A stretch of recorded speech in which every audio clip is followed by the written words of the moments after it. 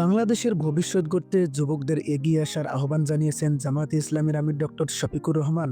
তিনি বলেছেন, ছাত্রদের নেতৃত্বে আন্দোলনের চূড়ান্ত বিজয় এসেছে। তাদের সংগ্রামের কারণেই পরিবর্তন এসেছে। আমরা তরুণদের প্রতি কৃতজ্ঞ। সমাজ গঠনের জন্য তাদের দুইটি গুণ থাকা জরুরি। একটি হলো গভীর দেশপ্রেমিক, অন্যটি আল্লাভীরু। এই দুই গুণ ধারণ করতে পারলে তারা সকল ষড়যন্ত্রের বিরুদ্ধে হিমালয়ের মতো অবিচল থাকবে। সোমবার সকাল 9:30টার দিকে শরীয়তপুরের ভেদরগঞ্জ উপজেলার কোরআন চত্বরের সামনে এসে এক পথসভায় তিনি এসব কথা বলেন।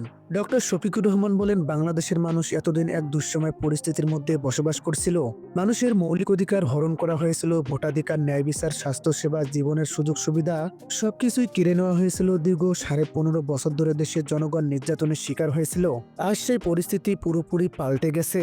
কারাগারে বন্দী নেতাদের মুক্তির দাবি জানিয়ে তিনি বলেন, আমাদের অনেক নেতাকে বিচারের নামে প্রহসনের ট্রাইব্যুনালের মাধ্যমে ফাঁসিতে ঝোলানো হয়েছে। এখনো আজহারুল ইসলাম কারাগারে বন্দী রয়েছেন, তাকে মুক্তি দেওয়া হচ্ছে না। সরকারের কাছে আহ্বান জানাই, তাকে মুক্তি দিন, নতুবা আমাকে গ্রেপ্তার করে কারাগারে পাঠান।